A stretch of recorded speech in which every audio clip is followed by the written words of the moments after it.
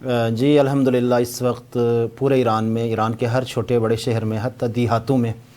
لوگ سڑکوں پر ہیں اور مسئلہ فلسطین کے ساتھ، فلسطین کے ان مظلوموں کے ساتھ، غزہ کے ان مظلوموں کے ساتھ اظہار یکجہتی کر رہے ہیں۔ آپ سکرین پہ دیکھ رہے ہیں کرمانشاہ، کرمان، فارس، ہمدان، خراسان رضوی یعنی مشہد، اور اسی طرح سے مہاباد، اور اسی طرح سے میرا خیال ہے ہزاروں جگہیں ہوں گی ایران کے اندر، اور اسی طرح سے نہ صرف ایران کے اندر، انشاءاللہ امریکہ سے لے کر آسٹریلیا تک دنیا کے ہر ملک میں اور ہر بڑے شہر میں لوگ نکلیں گے فلسطینیوں کے لیے، مظلومین کے حق میں۔ ہم اس امام کے ماننے والے ہیں کہ جن کی شہادت کے بھی یہ ایام ہیں، جنہوں نے اپنی وصیت میں اپنے دونوں بیٹوں امام حسن مجتبی اور امام حسین سے فرمایا تھا، کونا للظالم خصما وللمظلوم عونا، ہمیشہ مظلوم کے مددگار بنو اور ظالم کے دشمن بنو۔ لہٰذا اسی امیر المؤمنین کی اس وصیت پر عمل کرتے ہوئے امام خمینی رحمۃ اللہ علیہ نے اپنی اس بصیرت، اس الہی بصیرت کے ساتھ تمام مسلمانوں کو یہ حکم دیا تھا، مسئلہ فلسطین کو اپنا پہلا مسئلہ بنا لو۔ عالم اسلام کا بنیادی ترین سب سے اہم مسئلہ اس وقت مسئلہ فلسطین ہے۔ لہٰذا ایران میں انقلاب اسلامی کی کامیابی کے فوراً بعد امام خمینی علیہ الرحمہ نے سب سے پہلے ایران کے اندر سے اسرائیل کے سفارت خانے کو بند کر دیا، امریکہ کے سفارت خانے کو بند کر دیا، اور اس کے بعد اس سفارت خانے کی جو بلڈنگ تھی، بظاہر امریکہ کے اس سفارت خانے کی جو بلڈنگ تھی وہ فلسطینیوں کے حوالے کر دیا۔ اس وقت انقلاب اسلامی ایران کو ابھی میرا خیال ہے ایک ہفتہ بھی نہیں ہوا تھا جب اس وقت کے فلسطین کے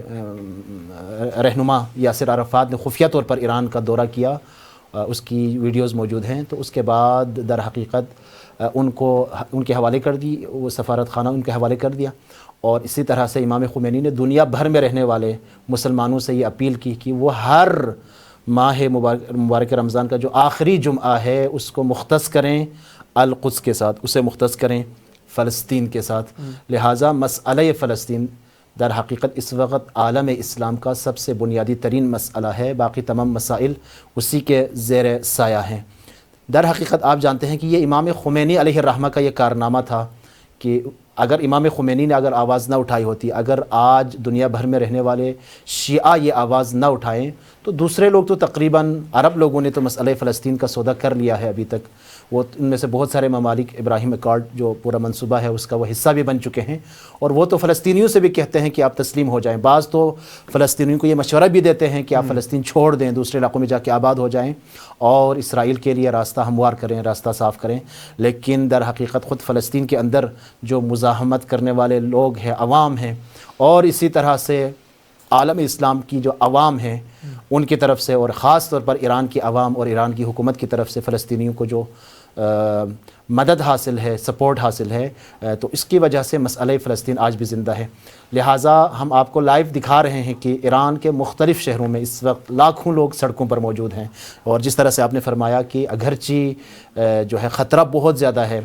ایئر سٹرائکس ہو رہی ہیں، میزائل گر رہے ہیں، اور بہت سارے خطرات موجود ہیں، لیکن اس کے باوجود لوگوں میں کسی قسم کا کوئی ڈر، کسی قسم کا کوئی خوف کچھ بھی نہیں ہے، اور لوگ اس وقت سڑکوں پر موجود ہیں۔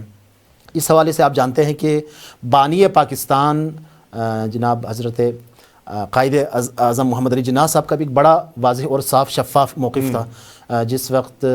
اسرائیل کا یہ ناجائز نطفہ وجود میں آ رہا تھا اور اس وقت اس کا وجود جو ہے وہ